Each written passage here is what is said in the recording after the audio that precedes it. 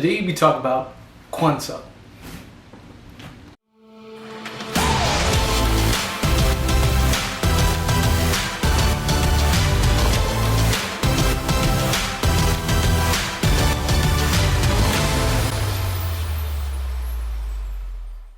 Hey, welcome to Practice Wing Chun. We'll discuss Wing Chun and answer any training related questions.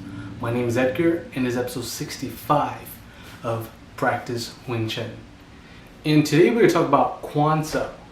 And if you look at it, it looks a little bit like double arm Kwan Sau. But it's not. Instead of from outside, you're going towards the inside of a strike. And this I actually use a lot more than double arm Kwan Sau because it leads right into Lap Sau. And to demonstrate that, I'll use the dummy. So I'm just move it slightly. So this is Kwan Sau. This is double arm Kwan Sau. So double arm is usually done from the outside. Right? It's never done on the inside because if you do it from the inside, you leave yourself open. So double arm Kwan Sau is always done from the outside. So what Kwan Sau, it's also done from the outside, but the added benefit is that my hand is in range to Lap Sau, strike, and follow up. For Kwan Sau, I can't really do that. I mean, with double arm Kwan Sau, can't really do that because I can't really lop this way. I can probably try to like pock or pin them down this way and come straight up. But I feel like with a lop, I feel more secure and have a better hold of my opponent by giving them a Lap Sau. So that's why I like Kwan Sau. I think it actually does really well at catching both arms.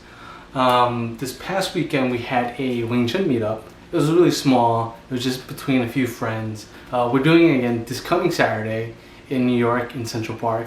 So if you guys are interested, let me know and I'll send you guys an invite. It's gonna be really small. Just a few of us just catching up, doing a little bit of Chi Sau, talking and hanging out basically. It's gonna be in the afternoon from like 12 to 2 or something like that, around that time. But the reason why I bring it up is because during the meetup on Saturday, this past Saturday, I was Chi Sauing with my friend Tony, and one of the tips he gave me, like his feedback from after our Chi Sau session, was that there are some moves where I could do Kwan Sau, but instead of trying to push it to the side, he said use forward energy to like step in and use it to kind of pin the opponent instead of just moving them. I should try to pin them as well, and then follow up with the Lap Sau and all that other stuff.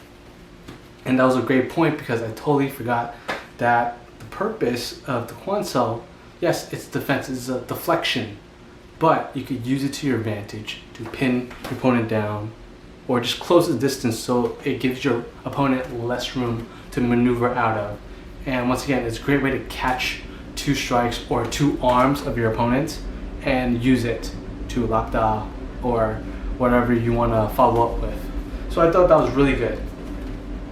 Now, I also think that Kwan Sau is something that you have to be actively aware of to be able to do it. You can't just be kind of just doing Tan Sau, Bong Sau, Tan Sau, Bong Sau, and then eventually when you're in a situation where you have to defend yourself, sometimes your mind just goes to your default Bong Sau, default Tan Sau, and so forth, without relying on two arms to defend. And I've mentioned that before, that I wouldn't want to defend with two arms, but in some situations when maybe your opponent is more aggressive than you are used to, you may need to use that to catch both their arms, to pin both their arms, and just end their momentum.